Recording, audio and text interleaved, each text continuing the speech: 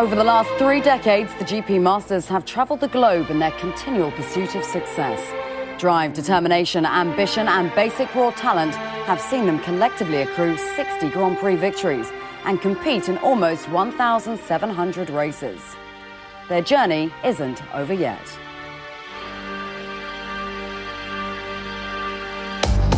Today, the past and the future come together at the state-of-the-art Losail International Circuit in the Arabian Gulf.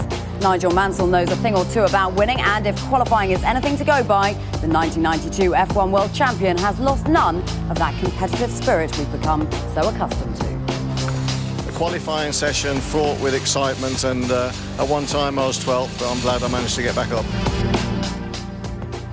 Welcome to the first venue in the GP Masters Series calendar and to Qatar. After a day or two of familiarisation with car and track, it all comes down to this: race day. So the stage is set. Our cast, a who's who of Formula One. 15 drivers, all with experience at the very highest level of motorsport, will today go head-to-head in identical cars. This really is a stern test of driver ability and the ultimate test in staying power. What's more, it's a first for Qatar too. Never before has a four-wheel motor race taken place here. So plenty of drama in store, no doubt. Here to enjoy it with me, F1 expert Tony Jardine. Tony, just how big an achievement is it to reunite these drivers on a racetrack once more? I think it's massive, because you could do it in the Masters with tennis and golf. They've just got to pick up a racket. You've got to persuade these gentlemen who are 45 plus and in their 50s and nearly 60s in the case of Fittipaldi, get back into a dangerous racing car. Once they did that in South Africa last year, they're hooked, of course. Let's just take a look at what does make a driver eligible for this competition. They have to have retired from all forms of open-wheel racing, to have competed in F1 for 2 complete seasons, passed a medical, be more than 45 years old, as Tony was saying, to have been retired from F1 for at least 2 complete seasons. Some, of course, Tony, will be renewing old rivalries out there, but for some other drivers, it's a real chance to pit their wits against past legends, isn't it? People like Eric van der Poel, the Belgian, he was only briefly in Formula One in 91 with Lamborghini. People like Pierluigi Martini, who was always running round at the back, bless him, in the Minardi freights. It's a chance for them to be with the legends. Let's be honest, they're more than masters. Fittipaldi and Mansell are absolute legends. So for them, they're with their heroes. F1 is a pretty serious business. This too is also a competition, but is it a chance for those professionals to let their hair down a little bit? It is a little bit, because they're not worried about the new young chargers coming to Formula One, diving down the inside, ruining their reputation and wrecking their Grand Prix car and maybe putting them off into the barriers. But it is about competition. They do want to win. They're extremely competitive people, as we've seen already with the likes of Mansell and, of course, Patrese.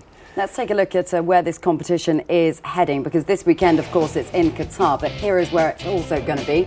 In Monza in June, Silverstone, the home of motorsport, in August. In October, it'll visit Sepang International Circuit in Malaysia, and in November, it goes back to Kyalami in South Africa. Nigel Mansell has been speaking about this circuit. He says it's the hardest he's ever driven. What do you make of that, Tony? Well, a lot of the circuits he's driven are very, very hard indeed, but he's compared part of it to Monte Carlo. There is a tight, twisty section where you're always on the wheel and changing gear. The G-force is going between 3 and 4, and I think perhaps the old boys are feeling it a little bit. Even though they've been training, it is quite a strain, and especially in this heat. Mansell on pole. Let's see who qualified where, because this is how they're going to line up on the grid today. A rolling start, of course, but here's how it'll work. Nigel Mansell, the 1992 world champion, on pole. Former F3000 champion Christian Danner lines up next to him. It's Derek Warwick just behind him, who lines up in third. Riccardo Patrese and Pierluigi Martini in 4th and 5th, respectively. The Brazilian Emerson Fittipaldi in 6th spot. Andrea de Cesare starts in 9th. A whole host of others in that chasing pack. And the Frenchman at the back of the grid, René Arnoux and Patrick Tambay. So it is Nigel Mansell on pole, and presumably he's the man to beat. He is absolutely the man to beat, and he came from behind. He went through a red flag situation and then increased his speed even more. He's ultra competitive. And whenever Nigel Mansell is on the track, he sets it alight. I mean, it's going to be alight itself with the temperatures they've got there now. But I'm amazed by how skillful and competitive these guys are, especially in these sort of very, very powerful cars. They've got to reacquaint themselves. Some of them haven't driven since South Africa last year, but they've all been training like mad. So I think it's a real test for them today. But don't think that it's not going to be competitive. Don't think that they're not going to go there and race. As you said before, reputations are really at stake here, and Warwick would love to do one on Mansell. Top 11 drivers all covered by 1.7 seconds. You've mentioned that it's going to be competitive. It really is, isn't it? It is, and for people like Christian Danner to be up there amongst them, and Pierluigi Martini, who's one of my dark horses of today as well, is exceptionally good.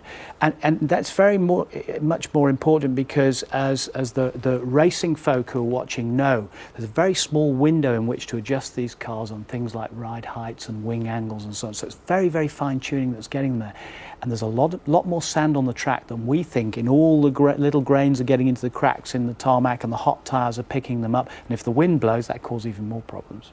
OK, Tony, we'll get more of your thoughts later and throughout the course of the programme. As we have said, and as Tony mentioned there, the cars in the GP Masters Series are identical. Teams can only make minor adjustments to the existing setup. Success or failure is ultimately in the hands of those at the wheel. So, who better to guide you through the Delta Motorsport design car than the drivers themselves? It's a good, strong engine. It's got about 650 horsepower, and from years ago, similar to Formula 1 engines, it's probably only currently 150 to 200 horsepower down on a Formula 1 car. It's a very strong engine. The brakes are not carbon fiber, they are metal. They are much more sensitive to brake. They don't stop as quick as carbon fiber. And the driver has to judge the pressure on the pedal to make a good, efficient braking. It's very difficult. It's the first time I drive with the pedal shift, and it's fantastic. You have always your hand on your steering wheel, and you stay flat, and you change with your right hand. You go down with your left hand, and it's very more comfortable when I use the gear like that with my hand, right hand. I can tell you, compared to my old days in Formula 1, this is a different story. I never had so much down and G-force on my body as I have it here in these cars. Imagine on a corner speed of 200 kilometers, feeling the 4 times your own body weight. I tell you, kind of an experience.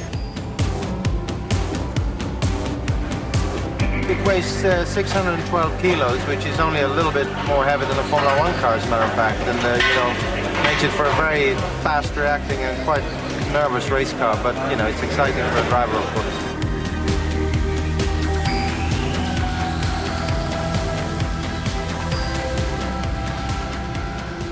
You're watching live pictures of the Losail International Circuits in Qatar, and the drivers just getting set for today's race day. Tony Jardine with me in the studio. We've been talking, Tony, about the track temperature out there.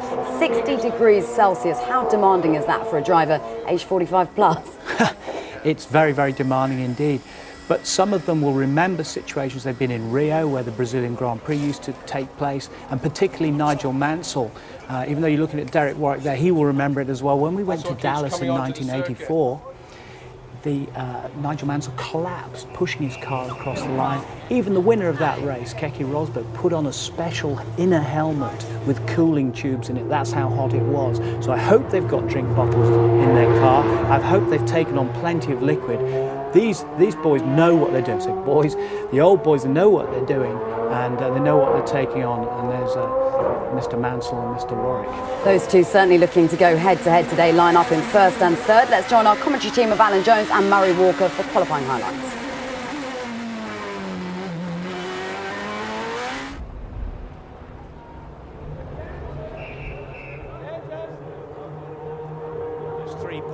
Mile circuit. Christian Danner was second fastest in spite of this exuberant oversteering slide, and that's one of the great things about these cars. They're on slick cars, they look like real racing cars. They're very, very quick indeed, and Danner, as I said earlier on, was driving out of his skin. A superb performance. This is how it looked to Derek Warwick, third on the grid. Notice the style, hits the apex at exactly the right point. Very, very big run-off areas at this Losail circuit. It was originally designed for use by motorcycles, And that's Riccardo Patrese losing, he believes, a place on the front row of the grid with that spin. He'd done the 2 fastest sectors of the whole afternoon yesterday in qualifying until he arrived at this point and spun out of the race, out of the qualifying. René Arnoux did exactly the same thing.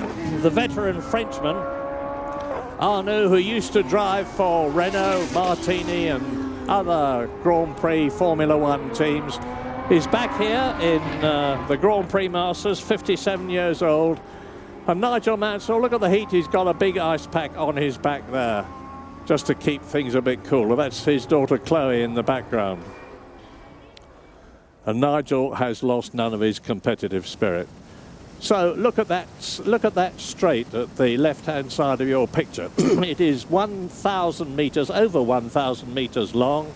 As you look at the grid now, row 1, Mansell and Dana, row 2, Warwick and Patrese, row 3, Martini, he's new to the Grand Prix Masters, and double world champion Emerson Fittipaldi. Then there's American Eddie Cheever and the Swedish driver Stefan Johansson, ahead of Italy's Andrea De Cesaris and Austria's Hans-Joachim Stuck, son of the great Hans Stuck. From Belgium, Eric van der Poel, who has been in terrific form here. Now, you saw it's about 10 miles outside Doha, the circuit. It's desert all around. The designer of the circuit, a very young man, was given a brief to produce an absolutely magnificent track, and he's done exactly that. And now down on the track again, Amanda is with, I think, Christian Dana. Yes, it is. Yes, I'm standing here with Christian, standing under the very well-deserved shade. Christian, you're in with some very salubrious other drivers up here. How do you feel starting on the front row of the grid? Well, I mean, I know them quite well for rather a lot of years, but it's only that I didn't get anywhere near Nigel when we were in Formula One together, so now I am. It's quite pleasing, and you know, I talked to him before the race, and he's quite cool actually, and so am I. So it's going to be all right. Did you expect to be this far up? Yes, because in Calami I was doing reasonably well in qualifying until I ran into trouble. So yeah, I was kind of expecting it, and you know, it's so much easier up the front, I have to tell you. Have a good time, thank you. Thank you very much.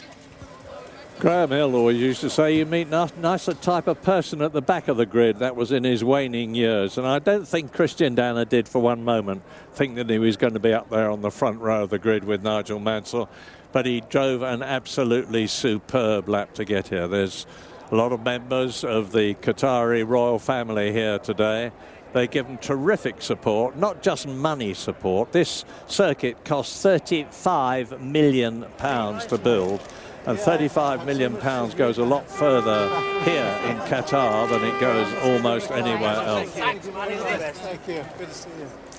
So Nigel Mansell still got the pack in his position, and what about Emerson Fittipaldi?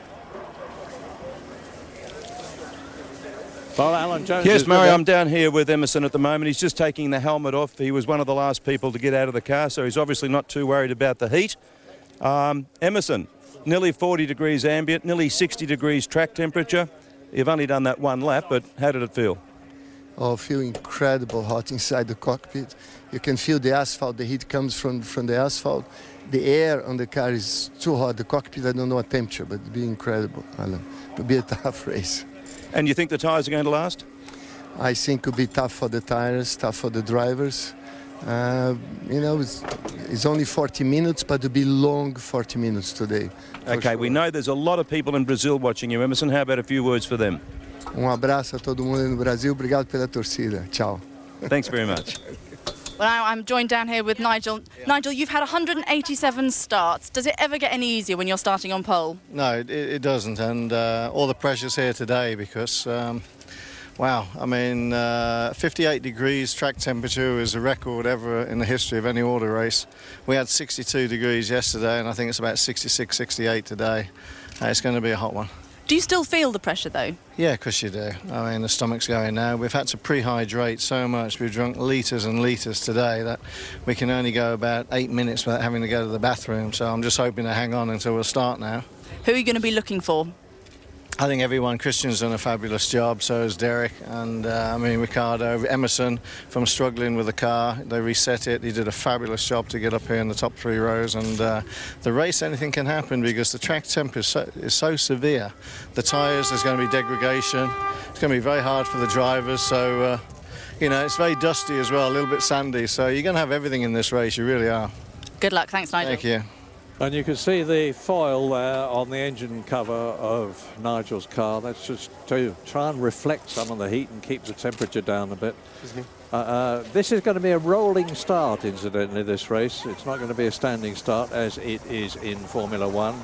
The pace car will go out, it will do a full lap, and then it'll do another lap, and it'll come into the pit lane at the bottom right-hand corner of your map there and peel off the circuit. Then the drivers will accelerate up towards that checkered flag that's on your graphic, and the race will be time to start. And talking of that, what's it like from the driver's point of view? Let's hear from Derek Warwick.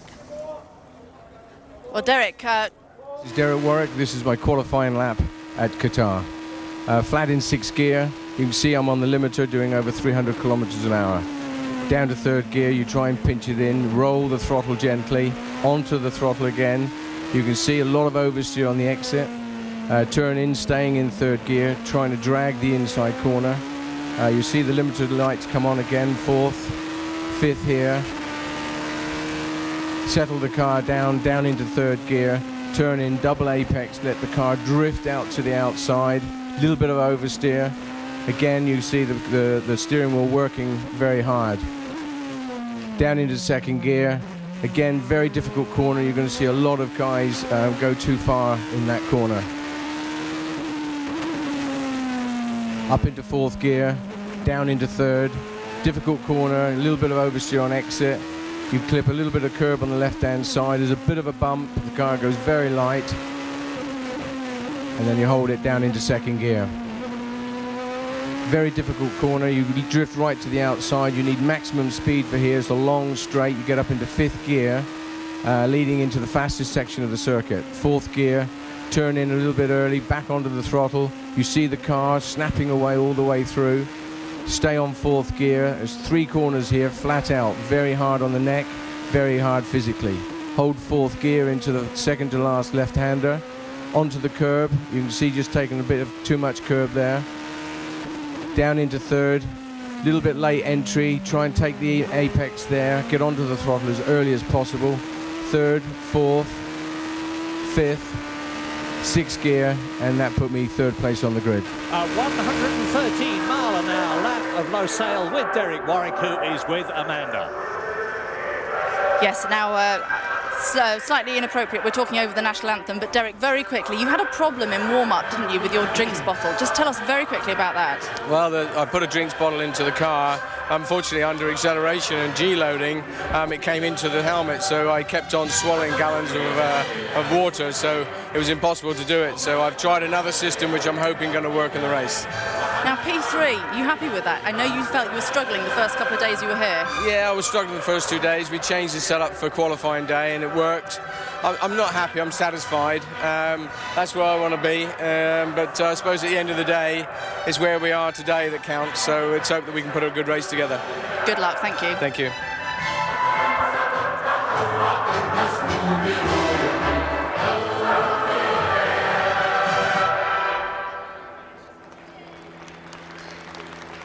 And the strains of the Qatari national anthem die away, and the drivers are sweltering on the track, waiting to get in the cars. They will actually cool down a bit in the cars while the race is on, because they're at least going to have some breeze, and they're going to need every mile an hour of it that they can get. Andrea De Cesaris contemplating the meaning of life as he sits down there, and the big crowd up in the grandstand there looking forward to seeing this 24-lap race as we look at Pierluigi Martini's car, the Silver Delta car, which started life originally as a Reynard design for kart racing in America, and has got a different engine, different suspension, different gearbox, all sorts of different aspects of the car, and it's made it a very different vehicle altogether. And that's Hans Stuck. He's 6'4", but he still manages to tuck himself away. And he drove an absolute cracker of a race in South Africa, because he's been used to driving sports cars and touring cars primarily for BMW, and he finished 6th in South Africa. But let's hear now from American Eddie Cheever. Eddie, one of the great stories here this weekend is that after your performance at South Africa that you were slightly disappointed with, you felt you really needed to get into shape and do some more racing. So not only are you doing Grand Prix Masters, you're going to be doing some more races over in America. Tell us about that. I will be racing at Indy, or attempting to qualify for Indy at the end of May, which is, I have a little bit of unfinished business there, so we'll see. But this is a race to itself. Racing the GP Masters is very exciting, because you get to revisit a lot of the issues of drivers that you visited 20 years ago, maybe with different cars or a little bit older and whatnot, but the character is still there, the anger is still there, and I can assure you the first corner will be fraught with people diving and ducking, and hopefully I'll make it through it. And what is your most pressing issue? Right now, to get through the first corner, then the second corner, then the third corner. We'll see. And what are your expectations in the race? I can't tell you that. That's a private matter. Thank you. Good luck. Eddie Cheever is a lovely bloke, and I don't know why he says he's got unfinished business at Indy. He's already won the wealthiest race in the world, and that's Eric van der Poel's car, the Belgian driver. That's him on the left. Bit of a surprise, actually, because he's 45 years old. He's only just made it. Derek Warwick said yesterday it's not many events that you actually want to be older in order to get into, and this is the Grand Prix Masters, and the minimum age there is 45, and Eric has just made it. And back again to Amanda. Yes, well, just getting into the car, I've just stopped him, is Stefan Johansson. Stefan, do you feel ready going into this race? Are you happy with the car and the setup? Well, reasonably. It's a very knife-edge, the car all the time, but, you know, I think they're all the same, so we just got to do the best we can today, really. Now, we are live in Scandinavia as well. Do you want to say something to those people back home? Well, just bygga upp hejarklacken så vi ser det går. Gör så gott vi kan idag. Thank you. Stefan speaks English so well. I've often wondered if he really is Swedish and speaks Swedish well. There's the answer. 8th on the grid, and incidentally had the most appalling luck at Kyalami, because he was a potential winner in South Africa, and he had a brake problem and went off at the very, very first corner. Went all that way to South Africa and didn't even fully compete in the race. So 8th position on the grid here, but he's got Eddie Cheever in front of him, Fittipaldi, Pierluigi Martini, Riccardo Patrese, Warwick, and then of course those two men on the front row of the grid, Christian Danner and Nigel Mansell. Now 24 laps here is going to be an hour, provided there is no interruption, which brings out the safety car, in which case the procedure will be the same as it is in other motorsport events. The drivers will line up behind the safety car and wait for whatever the problem was to be removed. We've had a lot of grit on the track, incidentally, because if you run, you'll see a lot of green around the track.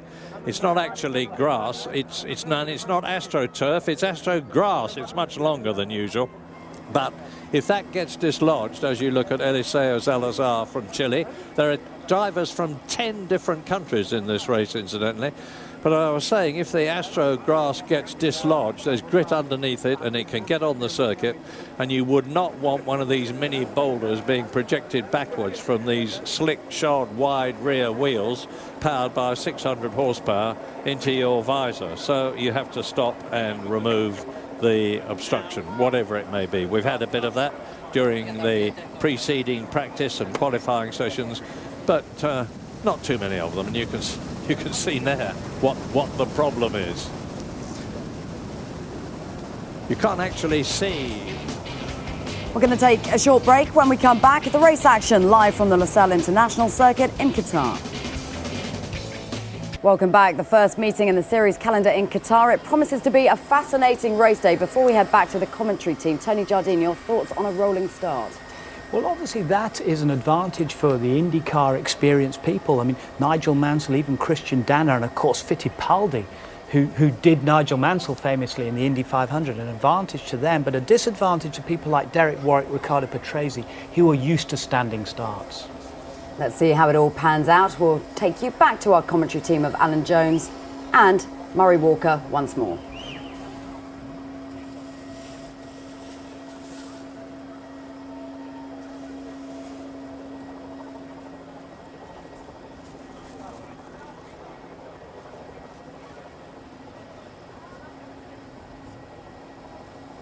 double world champion, the great Emerson Fittipaldi, who was not only world champion in 72 and 74, but has been the kart championship automobile racing team champion of America and winner of the fabled Indy 500 event.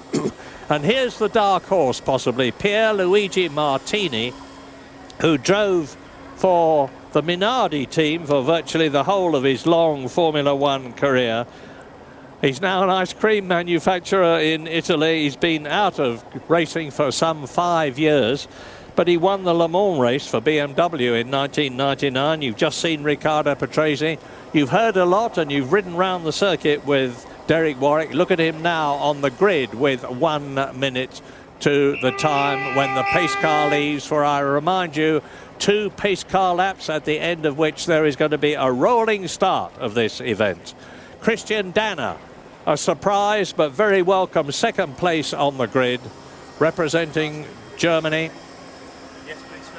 Very distinctive livery. And then the world famous Red 5, the man who has won more Grand Prix than any other British driver. Well, it gives me great pleasure now to introduce our host, the president of the QMMF, that is Nasser bin Khalifa Al Attiyah, to say some very immortal words. Thanks a lot. It gives me a great pleasure to welcome everybody here and to start their engine. Please, gentlemen, start your engine. The immortal words which precede the start of every Indy 500 event in America. Gentlemen, start your engines. And on the left is John Felix, who's come over from Britain to supervise some of the administrative sides of this event. And there is the information that we've been looking for. Track temperature 59 degrees, which unofficially makes it the hottest single-seater race of all time. And an ambient temperature of well over 30 degrees. It is hot, hot, hot in Qatar. Wait for the safety car to go around first the 3.4 mile circuit. And is Riccardo Patrese in trouble? Yes, I think he is. Riccardo Patrese, who is in 4th position on the grid, has got some sort of a problem. Maybe he wasn't able to start his car, but whatever. There it is, the distinctive Martini liveried car. That's the famous livery from the drinks company that has been on rally cars for so many years and graced Riccardo Patrese's Lancia in sports car racing and is now on his Grand Prix Masters car. Well, this is something we most certainly did not want, because every extra second that they have to spend on the grid in these appallingly hot conditions is going to make conditions in the cockpit even worse. These cars have got on-board starters. They're not like Formula One cars where a mechanic will insert a starter at the back of the car and turn the engine over. The driver has the power, has the power to start the car himself. Well, that is certainly not the case for Riccardo Patrese. This is the sort of infuriating thing that happens right at the start of an event.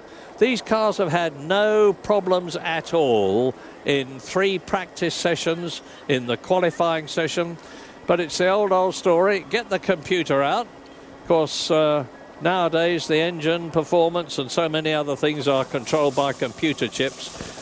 And it's not enough to be a good driver in a good car with good tyres. You've got to have good backup. You've got to have good technicians. You've got to have good computer men.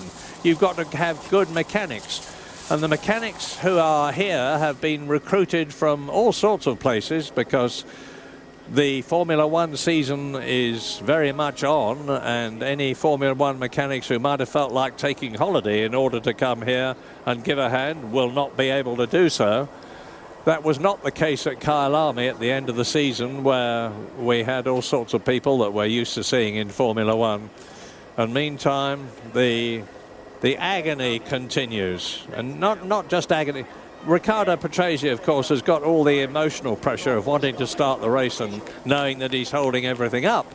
But everybody else has got the emotional and the physical problem of wanting to get on with this race and wanting to get some cooling air into the cockpit. Look at that surround round Dana's head. Cars are so much, thank heavens, safer than they were now. Not just because of the safety belts that the drivers wear, not just because of the helmets and because of the head and neck support. They all have this HANS device, H-A-N-S, head and neck support, which was introduced into Formula One and was pioneered by the great Professor Sid Watkins to stop heads going forwards when a car hits something. Their heads are literally tethered to the head and neck support, which is belted onto their shoulders, and it has already saved many lives. Derek Warwick, I've seen have some absolutely dreadful crashes. He was involved in that one at Monza where his Lotus overturned at the start of the race, and Derek bravely came out from underneath the car, ran back to the pits, and they're going to try a bump start for Riccardo Patrese. Or are they just desperately... I think Riccardo Patrese is being pushed. Yes, he is being pushed off the grid. They've given up trying to start him there, and he's going to have to start from the pit lane, and that is bitter gall for the outstandingly capable Riccardo Patrese.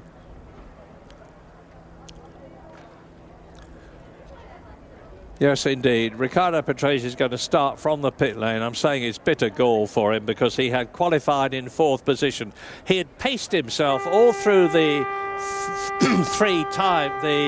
the three practice sessions and the qualifying session, and right at the end of the qualifying session, when he'd been sort of down towards the bottom of the listing, he suddenly shot up to 4th position, and that wasn't by chance.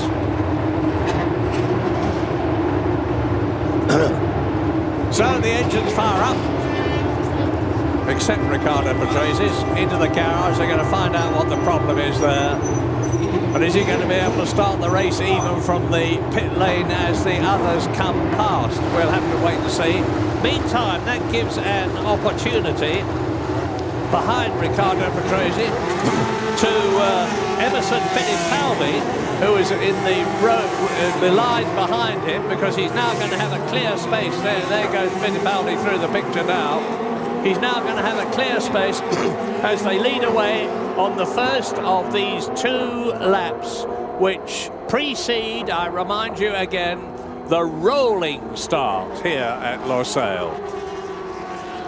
So 2 higher speed, we hope, familiarisation laps, as at the back of the grid, René Arnoux, and that is Patrick Tambay, the Frenchman, bring up the rear of the field.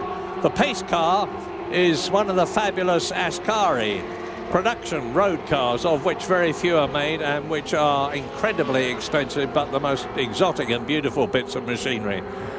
So there's the grid unreeling before you. Eddie Cheever in 7th position. Andrea De Cesaris is 10th. Jan Lammers is in 13th position.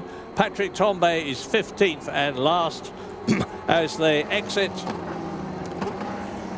the left-hander and lead on towards the part of the circuit which overlooks the Arabian Gulf. We're very, very close indeed to the sea here. Is that a problem in the wiring loom? Well, whatever, it is obviously electrical. And what bitter disappointment for Patrese. He's come all this way. It's a broken sensor. And this was a problem that people feared might happen. It's almost certainly a heat-associated problem. The cars are controlled by computers, and if the sensor goes, it can send the whole thing haywire, which is obviously what in 59-degree track temperature is happening. Humidity, as you'll see, is pretty low. It's not like Malaysia, where the moment you walk out of the door, you feel as though someone's thrown a bucket of boiling water over you. It's a dry heat here, and it's very welcome indeed. Luigi Martini following Derek Warwick, and the action is going to be everywhere around the circuit for the whole of the 24 laps, I am sure. But what's it going to be like at the first corner? Well, Alan Jones has joined me in the box, and who better to tell us? Well, Mario, I can tell you one thing. I've just come up from the grid where I've been down there for the last 5 minutes, and it is hot. And I've got a bit of a dispute with that 31 degrees. I reckon it's closer to 37 degrees. But however, it is very, very hot. First corner, well, now you're going to see these guys where age gets thrown out of the window. That'll be the last thing on their mind. The racing driver will be in the forefront and they'll be jockeying for position. Now, this is the driver's eye view of that 1,000-metre straight, which exits turn 12 and leads into turn 1. There is the Ascari. Here is Mansell, followed by Dana, followed by Warwick, followed by not Patrese but Pierluigi Martini, who has now effectively moved up to 4th position on the grid, and that will help the little Italian. It certainly will, Murray. The other thing to watch in this is it's a rolling start, and we have probably 4 or 5 champ car drivers that have competed a lot of races in America and are very used to rolling starts. So psychologically they might have an advantage over the Europeans that aren't so used to rolling starts. Now we have liftoff. Great. Riccardo Patrese is ready to join the race. Engine cover on. Very big, very quick. So he won't be penalised as much as he would have been if they'd had to work on it very much longer. He is, in fact, going to be able to join the race from the pit lane when the last competitor, which is Patrick Tambay, has taken the start. Oh.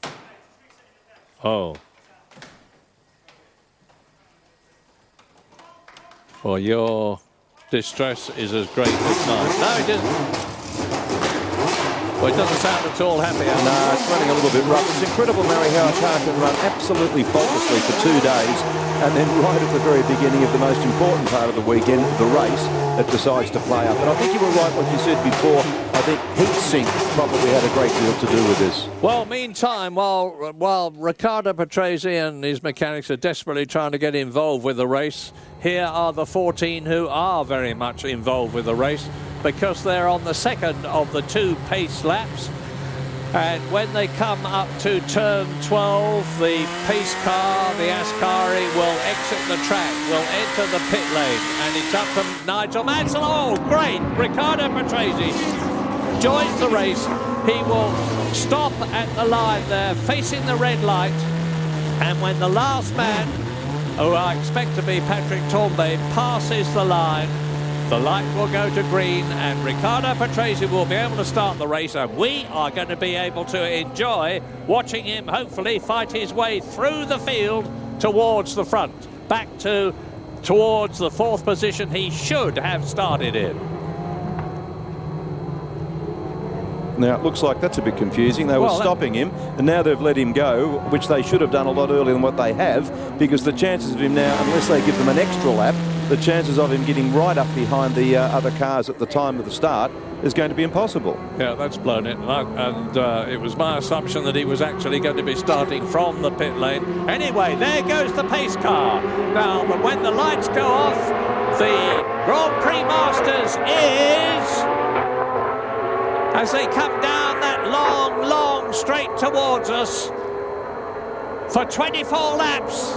It is time to go! And Nigel Mansell is edging ahead, moves across into the first corner, moves ahead of Christian Dana. And Pierluigi Martini is up behind Derek Warwick in 4th position. And they're all tightly bunched around that turn 1. Up into turn 2, the left-hander, up into 3rd gear. You'll see a gantry going across the circuit here, which will give them some indication of where they are on the track as they come up to the long double right-hander, which is turn 4, bunched tightly together, with René Arnoux still ahead of Patrick Tambay at the back of the field. Now, who is leading? There's a bunch breaking away, and it's the 4 of them together. Pierluigi Martini in 4th position. There's contact there. There's contact between Elio De Angelis and Stefan Johansson, who had the same problem due to brakes, and Kyle Lamy. And now you look across to the Arabian Gulf with Nigel Mansell leading. Behind him is Christian Dana, who started second on the grid. There is no change for the first 3 at the present moment because it's Derek Warwick there, but Martini is up into 4th place. And this is exactly what Nigel Mansell wanted. He wanted to be into that first corner first so that he could control the race on a circuit where it's so difficult to pass. Yeah, I mean, aesthetically, the circuit looks fantastic on paper with these very free-flowing corners. Unfortunately, they look a lot better on paper than what they are to race on, because there's really only one line, as you mentioned before, Murray, and no modern open-wheeler racing car is sufficiently better than the other one to allow you to pass on the outside, like bikes, for instance. So it's very much follow the leader until they get to the straight. As we ride with Derek Warwick looking ahead at the second place man Christian Danan, trying to get past him. Now this is giving Nigel Mansell an opportunity to break away a bit. There's Warwick. Warwick's lining up. No. But Dana sees him. Dana looks in his mirrors and sees the Delta car behind him, moves across, which he's perfectly entitled to do. He's perfectly entitled to take the racing line he wants to take. And look how closely they're bunched at the front. Mansell leading, Dana in second place, Derek Warwick in third position, Pierluigi Martini swarming all over his gearbox in fourth place. Then there is a bit of a gap behind, and Fittipaldi, Emerson Fittipaldi has come up from sixth position on the grid. He's got ahead thanks to Riccardo Patrese not joining the race until too late. And Fittipaldi is up into fifth position. Sixth is Eddie Cheever. Seventh is Andrea De Cesaris, and in eighth place Stefan Johansson, riding with Derek Warwick. Johansson has already got further here at Doha than he did at Kyalami. He'll be pleased for that. But it's Mansell. Now, Nigel Mansell, with all his Grand Prix experience, 151 Grand Prix behind him, and a World Championship, and his American experience is exactly where he wants to be. He wants to control this race from the front, and above all, they have got to look after their tyres. They have to look after the tyres, and as the race progresses, those tyres will go off. The cars will get a little bit looser. They'll start sliding more, and in turn, they'll run a little bit wider on some of the corners. That could put some debris on the circuit from the outside, and that will in itself make the race very interesting. But certainly at this stage, Christian Danner keeping Nigel very, very honest. Now they're lapping Alan a few seconds off the qualifying pace, obviously, because they're going as hard as they possibly can in qualifying. And Nigel Mansell darting about all over the circuit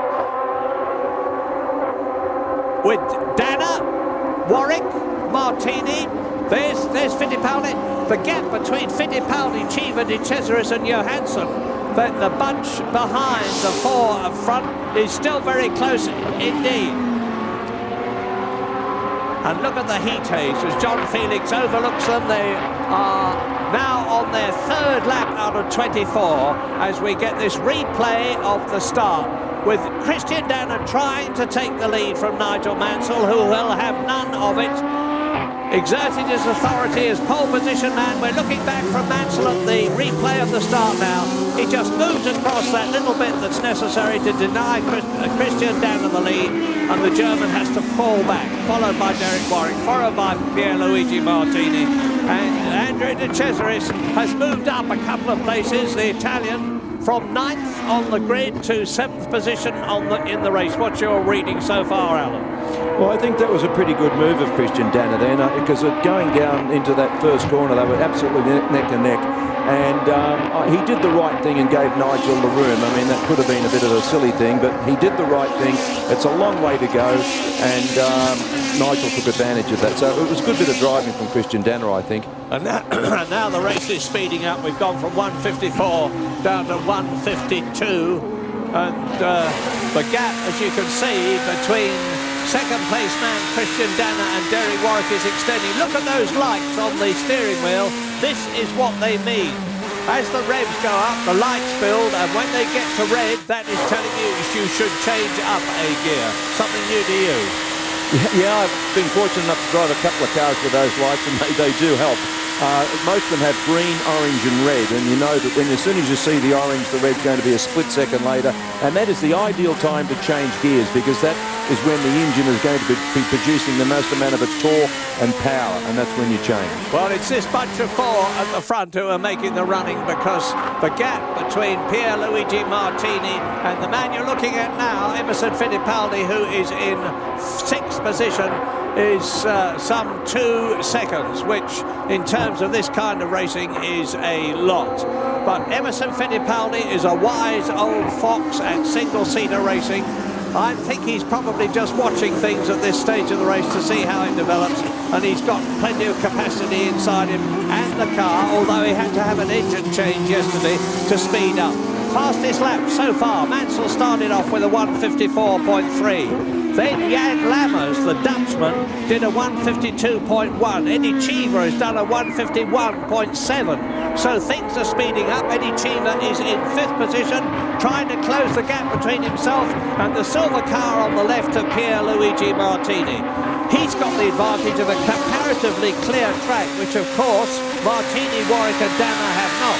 Correct, and this is turning out to be a really good race, Murray, because as these tyres start to wear a little bit, the cars will move around, and I can only hope that these 3 or 4 or 5 or 6 cars are going to be as close as what they are now when that happens, because that'll make a very interesting race.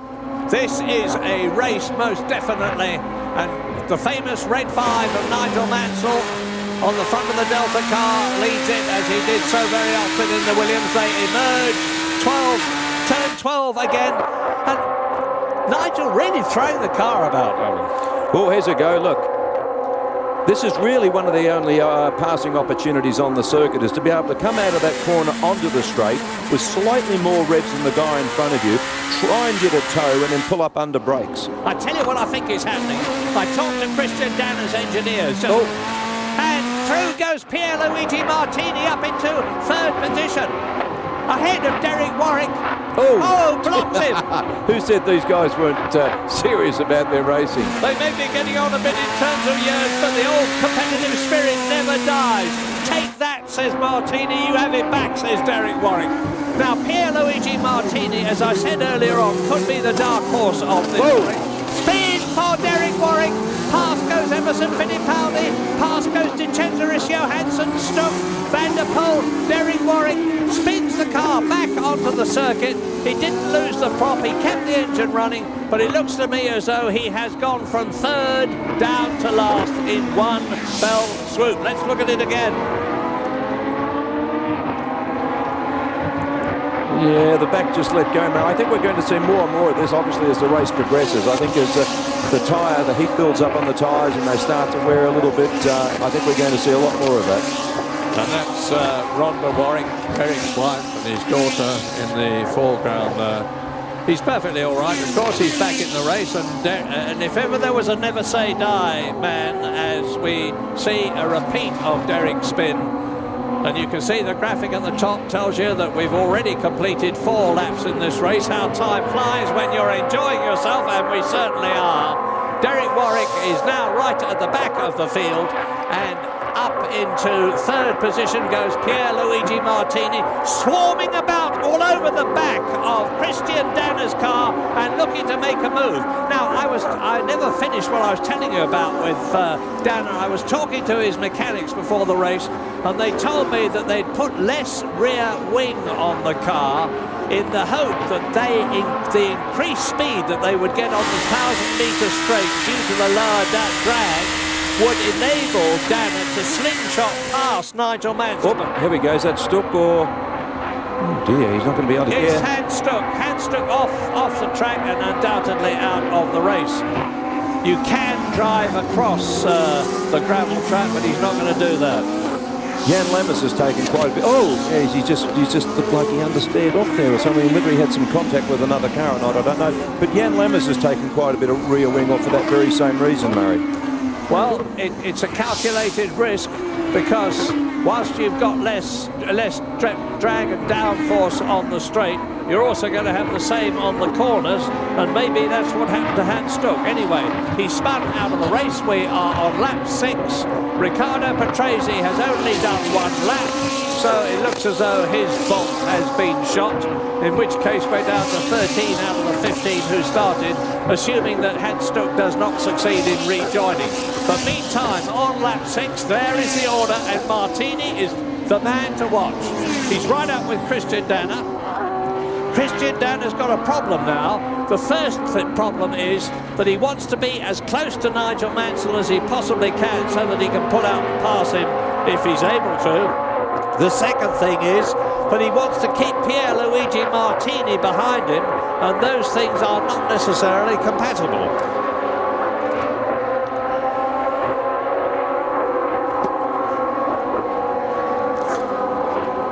Well, 2 laps ago, Pierluigi Martini passed Derek Warwick. Here we are. Let's have a look at it again. We're with Derek Warwick now. That was a good move. That was an excellent move. Yeah, so I mean, he obviously had a heck of a lot more momentum, and Derek just ran a bit wide. Just left the door open a little bit, and Pierluigi took advantage of it and slipped through on the inside, which great move. Warwick or front tyres? Well, I think Derek might have had a little bit more extra lock on the front than what he would have liked. He probably had a bit of understeer, and then all of a sudden it's gripped, and that's what let the back come out on him. Well, look at the gaps. 0.7 between Mansell and Dana. 1.2 seconds between Dana and Martini. 1.8 seconds between Martini and Chiva, who is 4th. Then there's a bit of a gap to Andrea De Cesaris from Italy, who is in 5th position. And 5.6 seconds down is Emerson Fittipaldi. Hans Stuck on the right. On a motorbike, his race is run. The amiable, affable German with so much success behind him, with Porsche in particular, a double Le Mans winner, double World Sports Car Champion, has come all this way only to retire so early in the race. Interestingly enough, Murray, De Cesaris is the only man under 1 minute 50 at this stage, so he's found a bit of speed. Well, Derek Warwick has done a lap in 1 minute 49.5.6, which is the fastest lap of the race so far, and you can see that things are closing up. Now, Mansell is easing away a bit. We're on lap 7 out of 24. Mansell is easing away just a bit, but look how in the 6th position car of Christian Fittipaldi, who's looking for a way past, has closed right up on Andrea De Cesaris ahead of him. The race order: Mansell leads, there is Dana running wide and flicking the car about to keep behind him Pierluigi Martini, who's doing the same thing to Eddie Chiva in the orange fronted car. Chiva is 4th, De Cesaris is 5th, we're back with Mansell.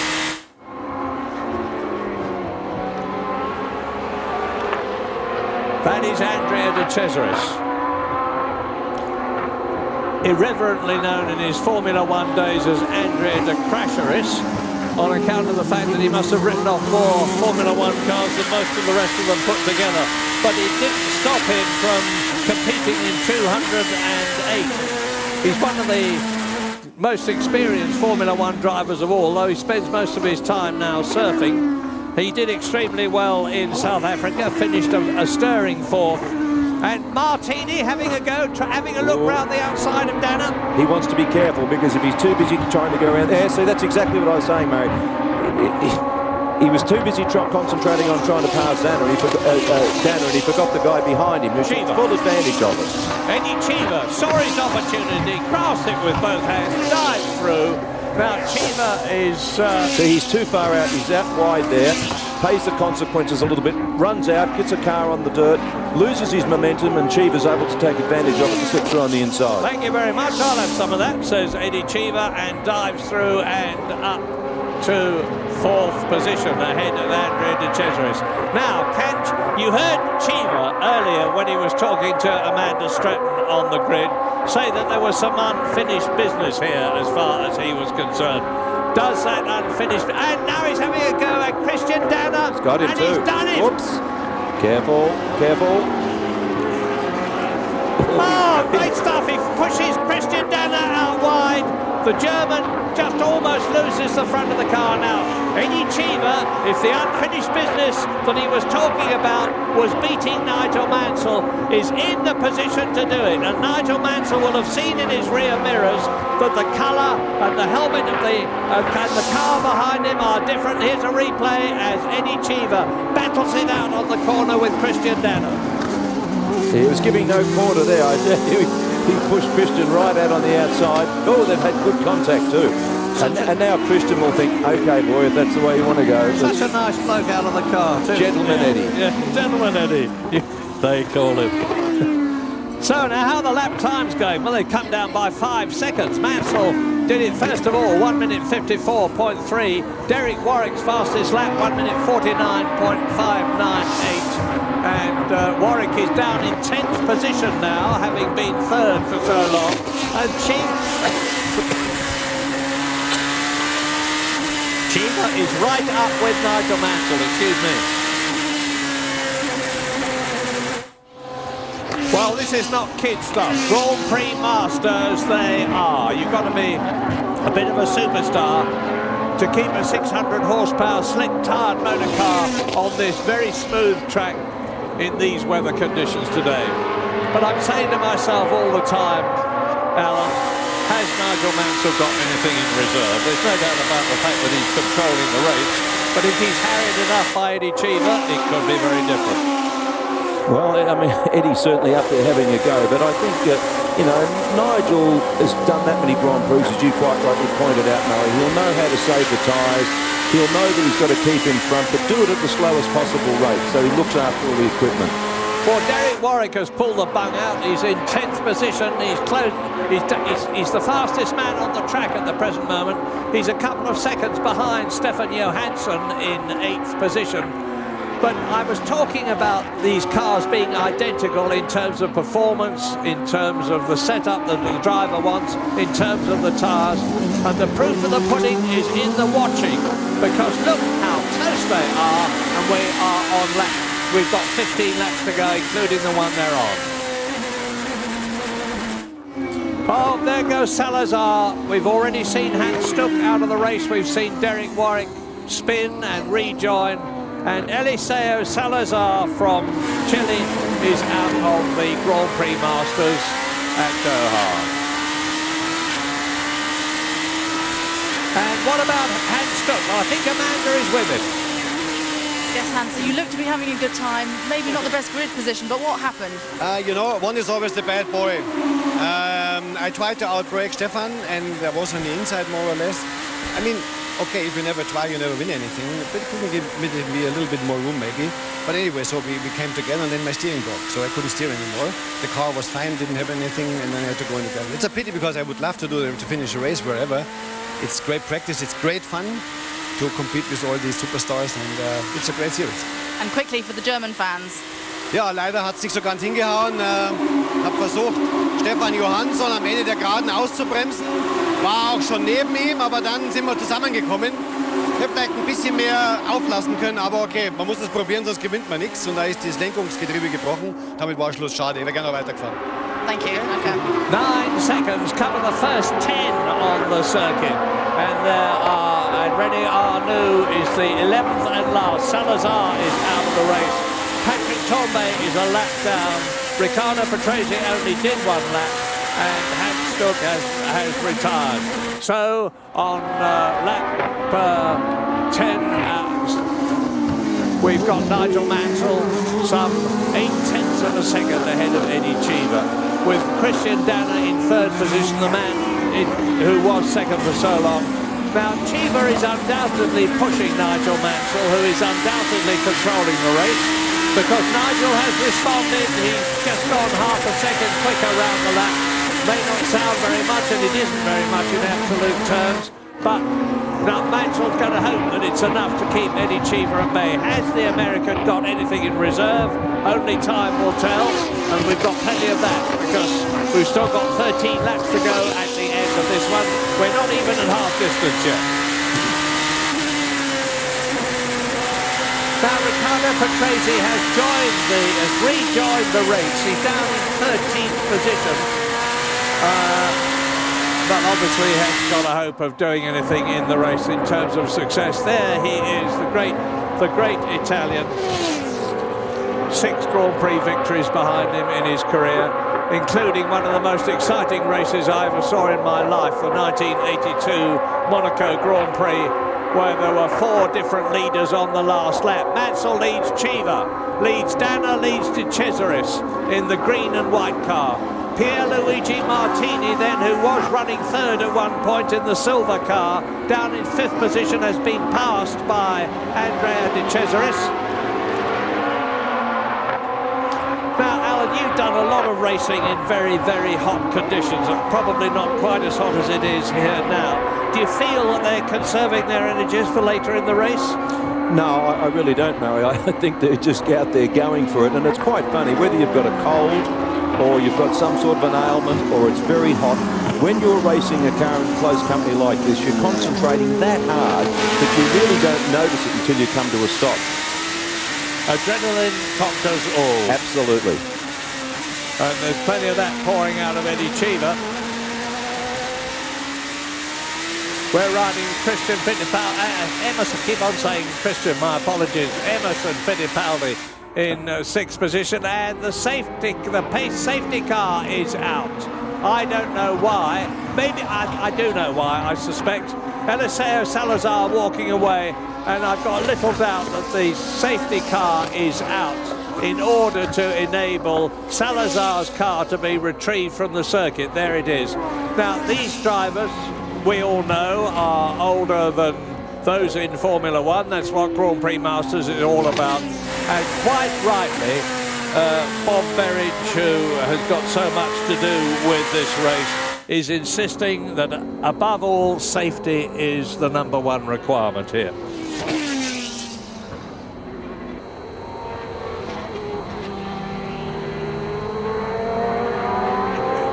Andrew De Cesaris has gained 5 places from 9th to 4th. Jan Lammers has also gained 5 places, up from 13th to 8th. Eric van der Poel is up to 7th from 11th. Riccardo Patrese just the reverse. He's gone down 9 places, but as Alan has rightly pointed out, the fact that the safety car is out will enable Riccardo Patrese to close up on the last competitor on the circuit, which is René Arnoux, and get past him very rapidly and start hopefully to make his way through the field. Derek Warwick similarly has gone backwards from 3rd to 10th. I can't understand That's what all a that's about. replay on Andrea De Cesaris.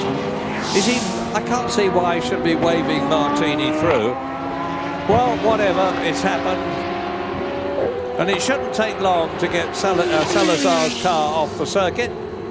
11 laps to go, including the one that we are on. With, you can see, there's just a visual gap between the drivers now. Yeah, I think Andrea De Cesaris was 4th, and for some reason he's now 5th. It's a mystery to me, I have to be quite honest. Pierluigi Martini has gone past him.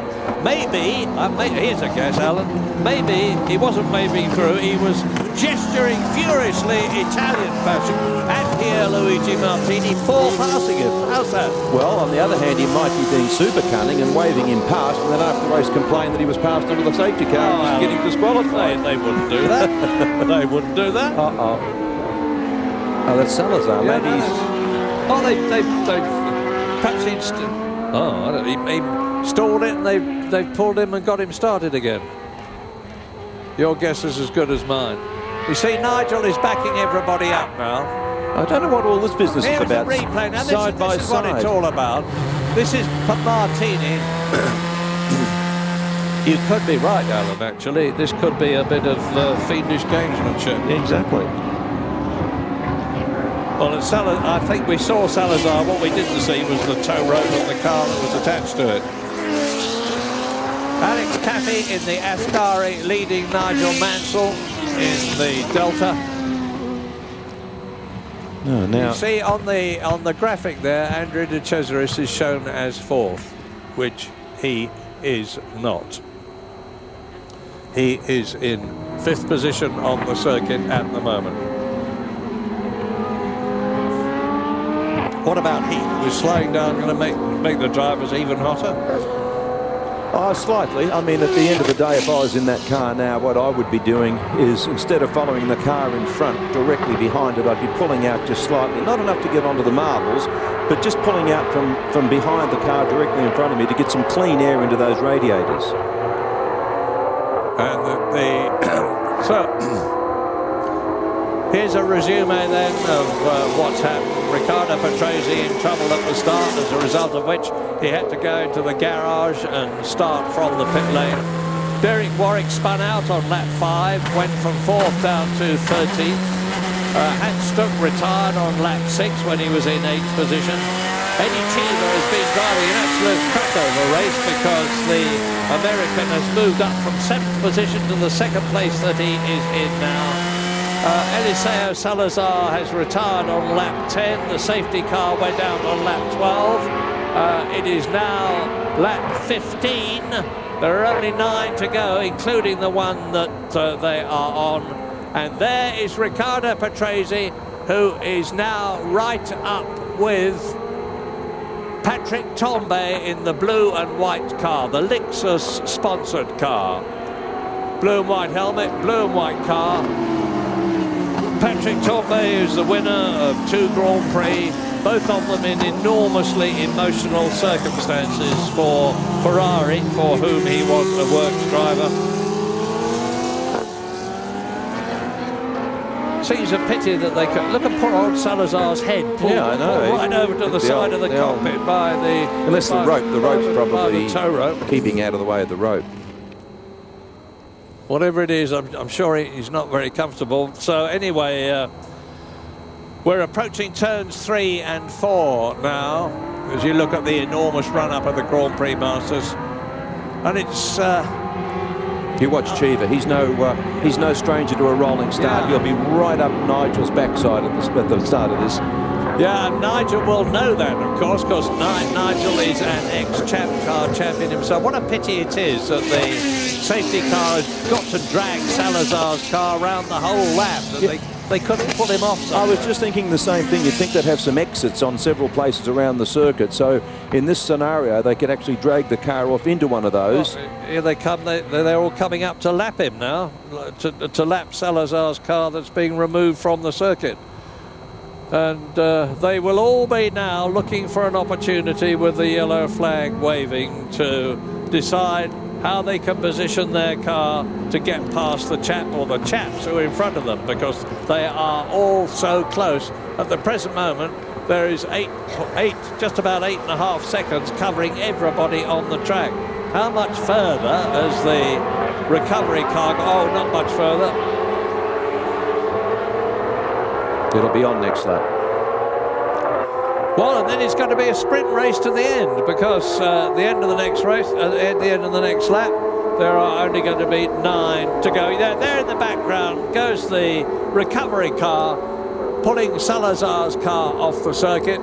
It's now a great pity that the safety car can't peel off somewhere before. He's got to do another whole lap with everybody following him.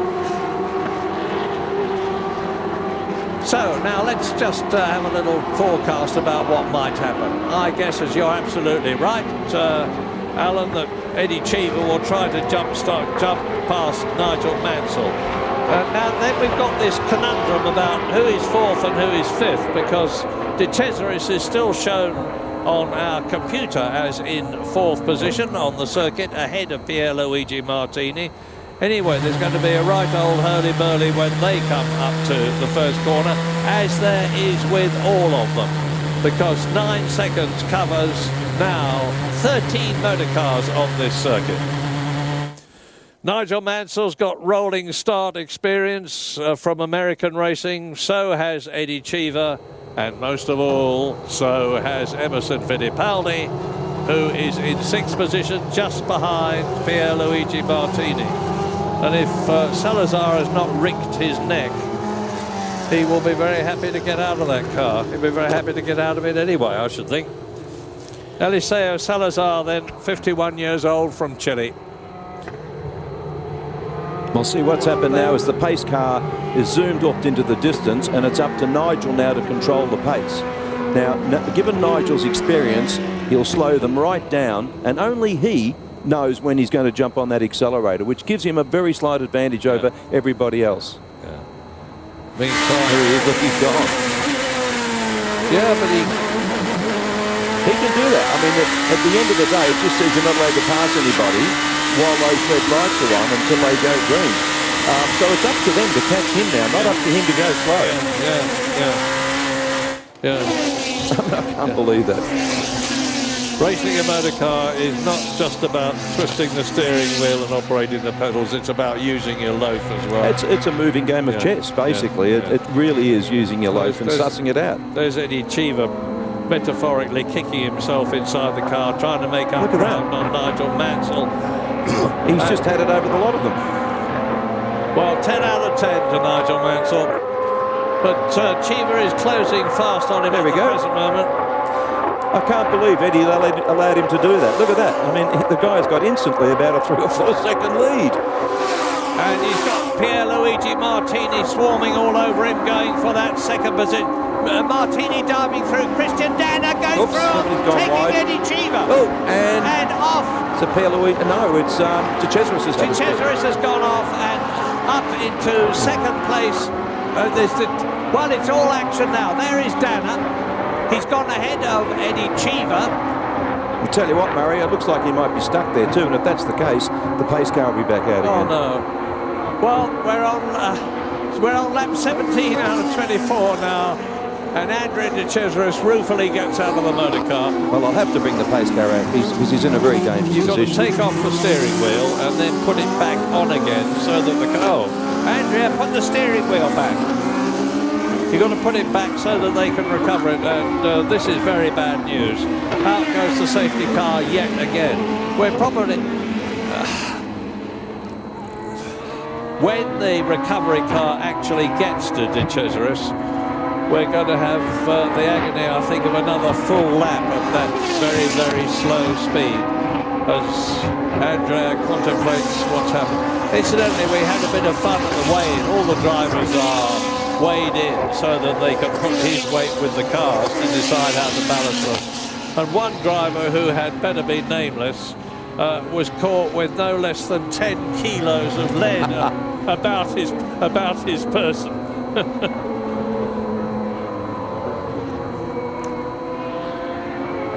Well, that could only be some of the smaller, lighter guys, which narrows it down to about 2. I'm not making any statements at all, Alan, but except that Derek Warwick is now in 10th position. Alex Caffey is back in the safety car. Andrea De Cesaris walks across on the gravel trap, and you can see that Danner, maybe Christian Danner, will make a better fist of keeping up with Nigel Mansell on the restart than Eddie Cheever did. I can't for the life of me imagine why Eddie allowed Nigel to get such a huge jump at the restart. So maybe second time around he won't be able to get them unawares like he did then.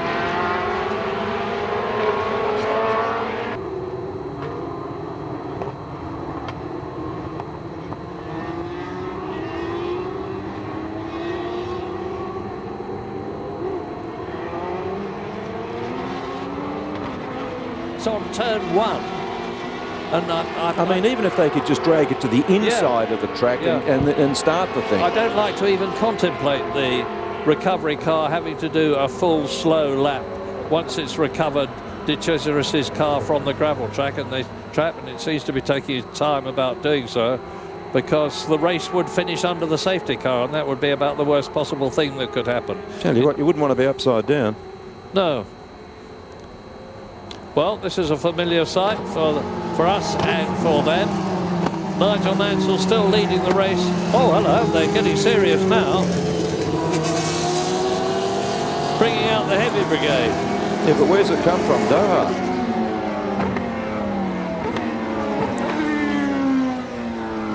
Anybody seen a broken down motor car around here anywhere? He could go through the Armco to recover it. with the greatest of ease. I don't know that he's actually... Oh yeah, they're going to lift it. He's got the lifting blades on the front. That's good thinking, actually. Rather than sending out the very slow recovery car to pull it round, they've sent out this, whatever it's called, lift truck, and he's going to shove those blades underneath the car, lift it, and off he goes. Next thing, he won't be able to get through the gap with his car sideways. You really are a cheerful bloke, Alan. Now, we've had 2 formation laps behind the safety car. We've had 4 laps from laps 12 to 15 behind the safety car. We've had another 2 already. That's 8 out of 24. And Andrea De Cesaris is explaining to the marshal how it was that he was nerfed off the circuit by the chap he thought was so friendly, Pierluigi Martini. Come on, lads, this isn't an exercise, this is the real thing. Get rid of it as quickly as you possibly can. Oh, Murray, I've got to say, this is appalling.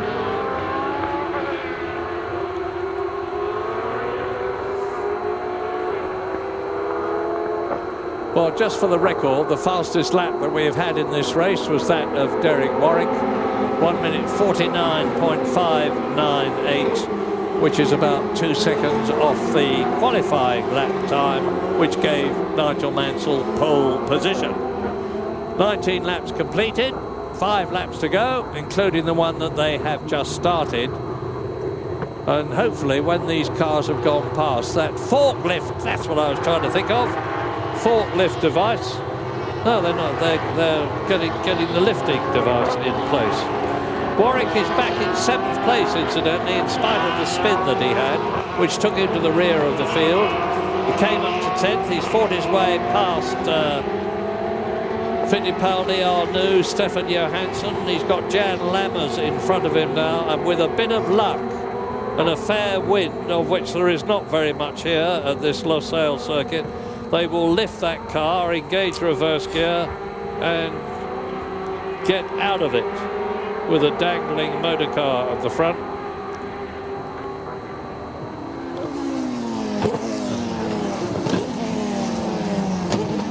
And I'm mindful of the fact that at these slow speeds there is going to be very little air through the radiators, and that air is hot enough. Well, that's why I said before, Mario, if it was me, I'd be pulling it out from the car in front of me and getting a full car width's length to the other side of the car that was in front of me, letting some cold air get into those radiators. We are now going to discover the tensile strength of nylon webbing, Alan. If that webbing breaks, we're going to be in real trouble. And you call me a pessimist. Success, wheels off the ground. Come on, a bit more lift, chaps. Where are they on the circuit?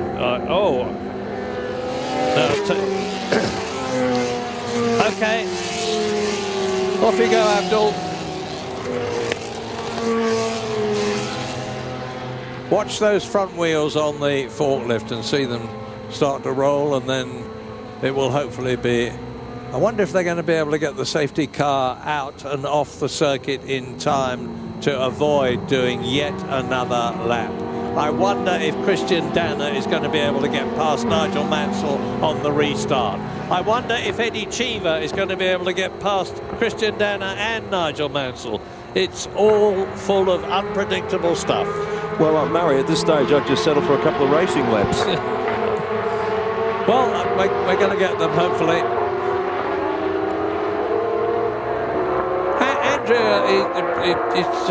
He's like somebody with a stricken horse, actually. He's staying faithfully by his steed, refusing to leave.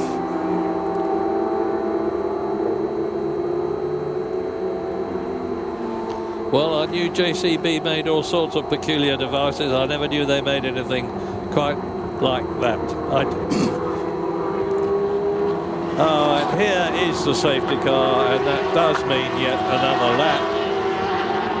Well, the chips have fallen in just about the worst combination of circumstances for the two safety car appearances on the circuit.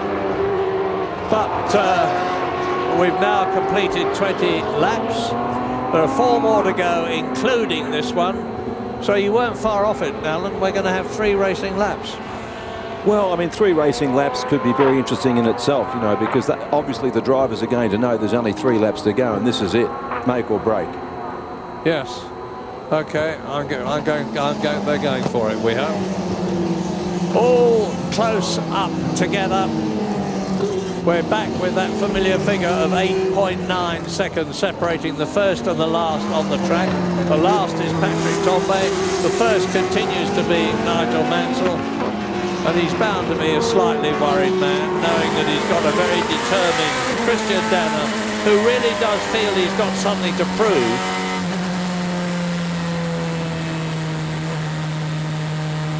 Now the safety car has got to emerge off the circuit at the entry to the pit lane. There's the Mansell family. I was saying yesterday, Murray, that it's fantastic. I really do admire Nigel, the way the family gravitate around him. He hops out of the car, one of the boys wipes the visor, the daughter hands him the wet towel. I mean, it's just fantastic. Now everybody backed up now. Mansell leading, Dana second, Cheever third. Come on, Christian, don't let him romp away. Nigel drops a gear. Yeah, he's ready to go. Yeah. You listen to this. Building up the speed. Listen to the revs. When the revs build, Nigel will be on his way. Here's Christian Dana. There he goes. There he goes. Come on, Christian, go for it! And he's holding him. He's holding him better than Eddie Cheever did. And Eddie Cheever is in third position. Nigel has not made the break this time that he made the first time. And Christian Dana closes up on braking. But of course, Nigel Mansell accelerates earlier. And down the start and finish 1,000 metres straight goes Nigel Mansell. Eddie Cheever is fighting to keep Pierluigi Martini behind him. Pierluigi Martini's got Van der Poel. He's closed right up. The Belgian is now up into fifth position. And we've got 3 laps to go, including the one that they are on. 3.4 mile laps. Just over 10 miles to go in the Grand Prix Masters event here at Doha. Oh, someone went very wide there, Martini. Yeah, it's Martini, and look, and it's Van der Poel. Wow, what a move. Look at them swarming about all over the circuit. Eric Van der Poel, first time in the Grand Prix Masters, and Derek Warwick moving up through the field. What it is, go, go, go at the end of the race, because Van der Poel is up into second position. Dana is third position. Dana is in second place. Nigel Mansell still leads. And Eddie Cheever has been pushed down the field. Not literally pushed down the field. Martini flustered himself then. He went wide, lost a couple of places. Now he's really got to settle down. Even though there's only 3 laps to go, he has really unsettled himself. Well, Nigel's got a gap, and there's a big gap between Van der Poel and the battle behind him. So it's down to these 3 now. There's only 2 laps to go at the end of this one. And Eric Van der Poel is going to be fighting for second position. I can't see him winning this race because Nigel Mansell has got clear air between himself and the battle for second place. There's Mansell, there is Dana, there is Van der Poel, that is Cheever, followed by Martini. Derek Warwick is coming up through the field. And look at Warwick in the green and white car, following Eddie Cheever, who is in 4th position. Derek Warwick is driving a fantastic race, and Fittipaldi has gone down 2 more places from 10th to 12th. 2 laps to go now. Derek Warwick is the man to watch at the moment. We're riding with him as he closes up on Eddie Cheever. The American will know that Nigel Mansell is there. He'll see him big in his mirrors. As subliminally, Derek Warwick sees those green and red lights flashing on his steering wheel to tell him when the best place and time is to change gear. We are riding the battle for 4th place with Derek Warwick and Eddie Cheever, and you can see ahead, there's Nigel Mansell. No, that's Cheever.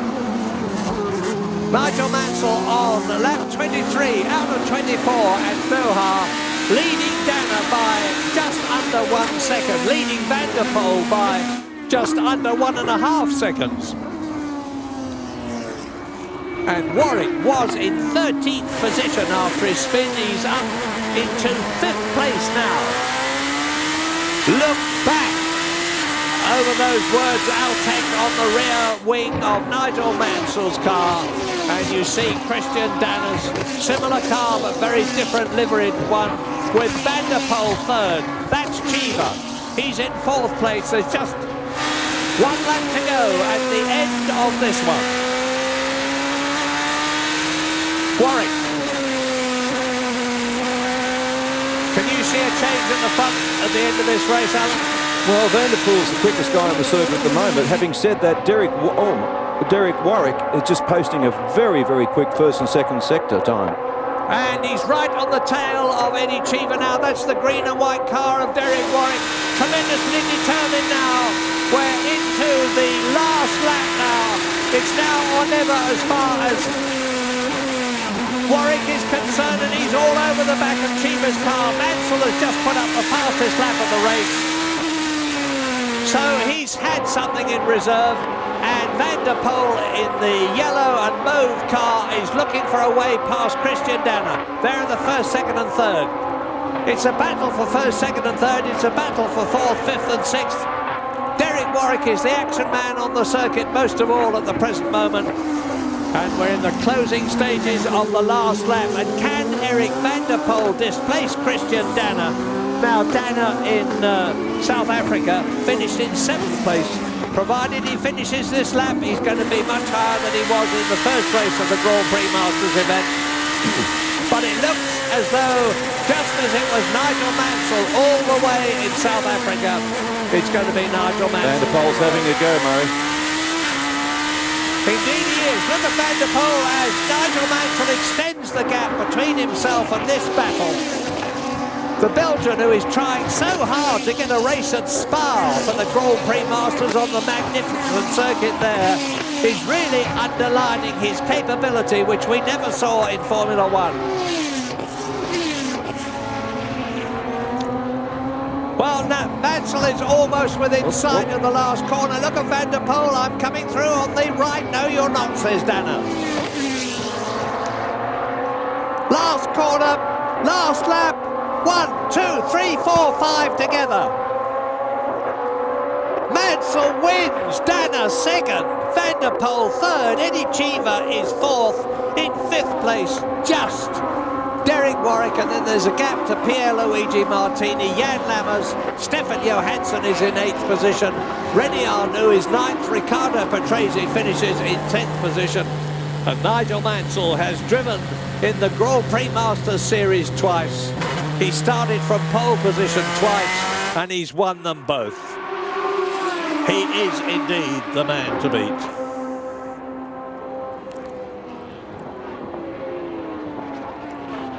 A great race by Derek Warwick too, Murray. I mean, at the end of the day, spinning like that, dropping down all those places and being able to come back up to 5th. It was a great drive.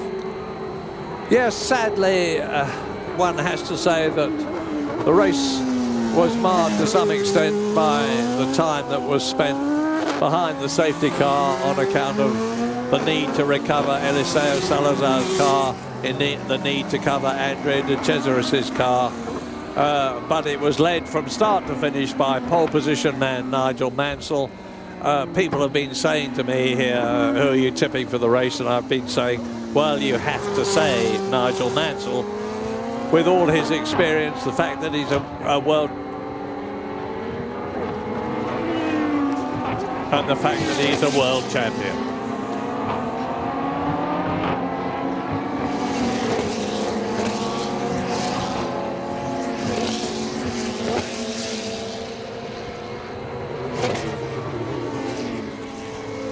Well, the crowd have seen a lot of action, perhaps not as much as they would have liked due to the recovery car situation. But they've seen battles all through the field. They've seen Eric van der Poel come through from that lowly starting position he had, 11th place, as we look at the replay of the finish there. To come up from 11th to 3rd is no mean achievement, and he's undoubtedly going to be taking part in the Grand Prix Masters event at Silverstone. And I'm expecting a big crowd there, Alan, because they'll be there not only to see the Grand Prix Masters and people like Emerson Fittipaldi, but in particular the man who's always had the British public by the throat like no other, Nigel Mansell, the winner here. Well, you name any one of 4 or 5 countries that love this type of racing, and you would always put England at the top. I mean, the heritage, the amount of people that love their motorsport in England. What a better venue to have it at Silverstone. Nigel Mansell going in there, having won the first 2. It's just going to be fantastic. So this is the equivalent of Parc Fermé, as Nigel Mansell, the winner. On his left, Christian Danner in 2nd position, and on his right, Eric van der Poel. Draw up to the start and finish line. And Amanda Stratton is very shortly, we hope, going to be able to talk to Nigel as a very worthy and I'm sure very contented winner. Christian Danner getting congratulations from his team, who didn't make such a bad call in deciding to reduce the downforce of his car. It's got him up into 2nd place. Yep. Christian. quickly. They're very difficult to get out of, Murray. That thing that he's trying to remove is put there in case of a side impact to lessen the degree of impact from your helmet on the very hard, unforgiving carbon fibre body. And that is a spongy type thing, but it's got 2 bolts at the front of it, and it's very, very difficult, if not impossible, to get out while that's still in place. You know, Christian Danner looks euphoric, and I'm sure he is euphoric, because that's Van der Poel, Eric Van der Poel on the left. Great achievement by both of them. Neither of them were able to distinguish themselves in Grand Prix racing, primarily because the cars weren't good enough. But Amanda hopefully can talk to Nigel Mansell now. Yes, I'm standing down here. It is an absolute scrum, as we expected. Nigel, first of all, congratulations, and 2 restarts. What pressure? Yeah. The second one was a bit. I caught everybody napping on the second start. It was beautiful. And then unfortunately Andrea went off, so it brought in another safety car. But everyone's done a fantastic job, because in years gone past we would have carried on racing, but in this day and age you've got to put safety first. But I mean, everyone drove obviously a very hard and frantic race. I had my own problems with the car. I was a bit slow down the straight. But it was a great race, it really was. It was full of everything. Well, we're full of admiration for your racecraft with those race starts, those starts. Christian, you got caught napping halfway through, didn't you? Well, I mean, the first thing, you know, the first restart, Eddie was asleep, and that really did the rest of it. The second restart, you know, I was P2 again because I did him, so it was fine, you know, but I was hoping, you know, for a clear race, because once I overtook Eddie, I just had Nigel and I was catching up on him, so there was Andrea. And quickly, a sentence in German. Es hat sehr viel Spaß gemacht. Ich meine, wann hat man schon mal die Gelegenheit, mit Nigel Mansell Wheel to Wheel, Rad an Rad zu fahren? War ziemlich cool, muss ich sagen. Now, finally, Eric, I mean, you have been our dark horse all weekend, starting from, I think it was 11th on the grid. How did you do that?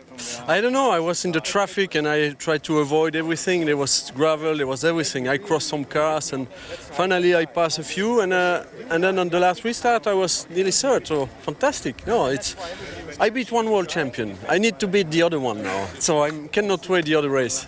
Now, I know you're trying very hard to get a race for us in Spa. Do you think a result like that might help?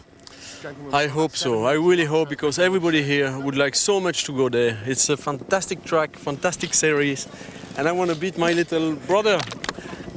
Quickly in French. Ok, ça a été vraiment une course extraordinaire parce que bon, malheureusement on a eu les pescars un peu trop longs. Mais ça s'est bien passé à travers le trafic. J'ai eu un peu de gravier dans tous les sens, des voitures que j'ai croisées. Mais finalement, quand j'ai vu le dernier restart où j'étais 3e, je dis on parce que l'équipe a fait une voiture parfaite pendant toute la semaine. Et voilà, je suis le plus heureux. Qu'est-ce que je peux espérer de mieux? J'ai battu un champion du monde, il faut que je batte l'autre maintenant. Thank you. Unpredictable scenes then in Qatar. Drama off the track, but plenty on it too. Reaction and analysis coming up next. Welcome back to the GP Masters from Qatar, from the Losail International Circuit. The celebrations have begun in earnest, with the top 3 taking their places on the podium. Nigel Mansell, the 92 world champion in Formula 1, finishing in first spot. Danner started second, that's where he finished. Van der Poel started in 11th. He made his way up to finish third eventually. And Tony Jardine with me in the studio. What does it mean to the likes of Danner and Van der Poel to end up on the podium here? Well, it's a huge achievement. You can see how pleased they are about that. If you put it into context, Christian Danner, the best he ever did in Grand Prix was a 4th place in the US GP in 1989. Eric Van der Poel never scored a point. And the highest he got was San Marino, 9th place in 1991. So I think for them to flank Nigel Mansell here, the world champion from 1992, is a very special moment for them. And given that Christian Danner now works in German television covering Grand Prix racing, and Eric Van der Poel, who has been a journeyman and has raced touring cars, Formula 3000, etc. It's a great moment for them. And hopefully this will give Van der Poel and Belgium a boost in their bid to have this race supporting the Belgian Grand Prix with the GP Masters. Let's just talk a little bit more about that, because it is scheduled to take place, the next GP Masters Grand Prix, in Monza. That might not happen. It might well be Spa, mightn't it? The issue with Monza is about noise. Now, they seem to have sorted out the local issue, because obviously it would affect the Grand Prix as well in September. I think there's about a 70% chance of that race happening with the GP Masters in Monza, which would be great for the calendar. But I think the one you and I are most looking forward to is Silverstone on the 13th of August, because that, you can't call it Silverstone when Mansell comes, it's Mansellstone. And when he comes home, the British crowd come to see their big hero, of course. Nigel Mansell has won plenty of trophies over the years, but what does it mean to just keep accruing them? Because he is, isn't he? Thing is, he is such a competitor and he keeps wanting to win. It was epitomised by that second safety car period, where he gave it the gun. He saw the safety car going away, gave it the gun, the others were all asleep, and away he went at a massive rate of knots. He wanted to win so badly.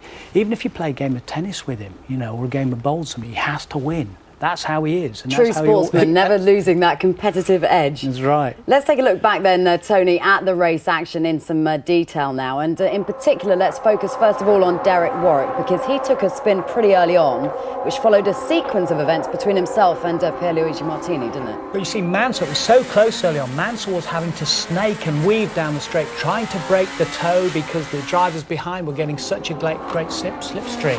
Now, this is the point where that's what happened, was inside, Martini slipped inside Derek Warwick. There you are, Pierluigi Martini, he was our dark horse. And Derek Warwick trying to block, or trying to get past them, De Cesaris, who was behind them, closing in on them. Martini, he kept trying to block every time. And of course, he was so quick, it was absolutely marvellous to watch. But this battle in the opening segment of the race, and then Derek, all of a sudden, here we go, and he was spinning out, fourth place, and he went down from 4th to 13th and came back to finish 5th, which was the same place he finished at in South Africa as well. Yeah, quite phenomenal driving from him today. What about Eddie Cheever and Christian Danner as well? Because they had something of a set too, didn't they? Well, they did. They really had a good one. And because Eddie Cheever was on a bit of a mission. Now, look at Eddie. Look at his helmet. He's looking across all the time at Christian Danner all the time. And he can't, he's just staying inside him and touching wheels actually there as they go into position number 1. But he's going on the inside of that, and he gets through and makes it, and he's gone onto the curb on the inside, and Cheever got past him, and the team were delighted with that. But it was a battle all the way, and it went down to the safety car till it came out afterwards as well. And plenty of commitment shown there by Eddie Cheever as well, losing none of that either.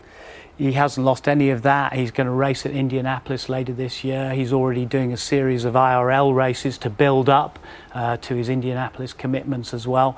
And he's a hard man of the track. And you saw the way he just stuck on the inside of Christian Danner. But then Danner got him afterwards when the safety car came in for the second time. Wasn't the only little tussle involved in that race, because a bit of gamesmanship as well between Andrea De Cesaris and Pierluigi Martini. Just talk us through what happened here, Tony. Well, I think what was happening is when they were behind the safety car, Pierluigi was getting too close to Andrea De Cesaris. And Andrea, you see there, had slipped off already, and that was when they came together after the restart. But he was gesturing to him, he said, OK, well, look, just go past. And as soon as the restart happened, that happened, because Martini was determined to get past him, and they actually touched wheels, and he pushed him off, Italian to Italian style.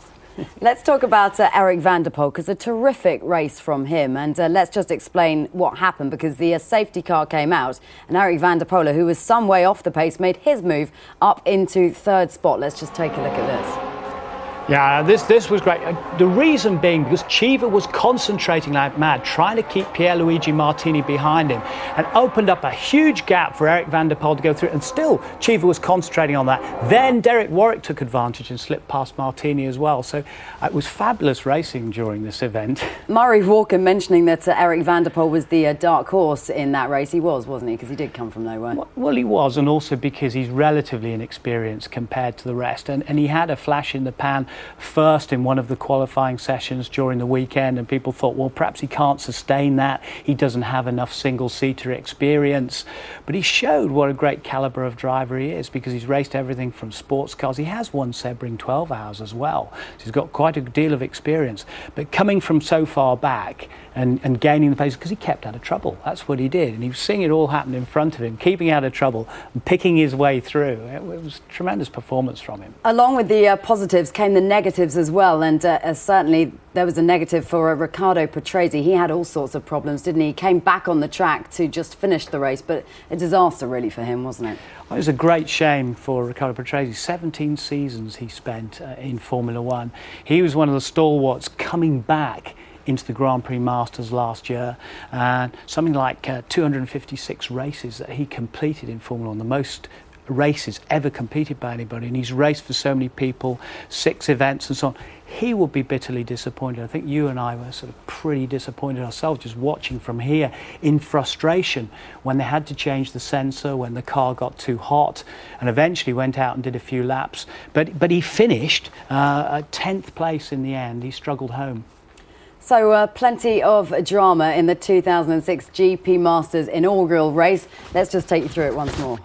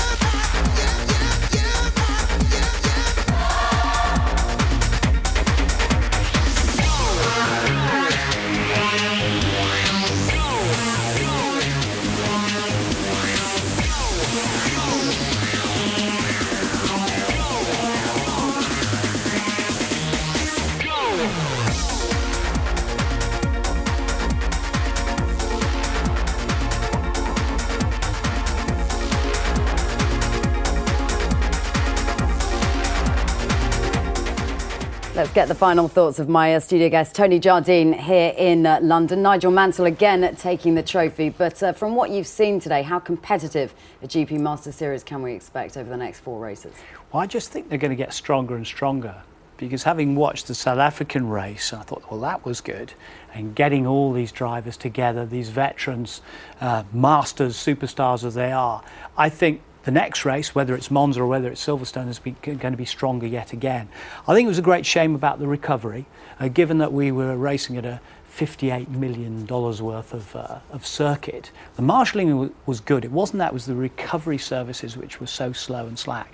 But apart from that, I think it's going to go from strength to strength, and I don't see why it shouldn't support selected Grand Prix in the future. Plenty to look forward to then. Tony, thanks very much for your thoughts in the studio today. Let's just remind you, in fact, that the second GP Masters event, what we've been leading up to, June the 17th and 18th, it comes to you live from Monza in Italy. Certainly had it all in Qatar today. Scorching heat, safety cars and even forklift trucks. One man, though, did manage to plough his way through the destruction. Nigel Mansell. See you next time.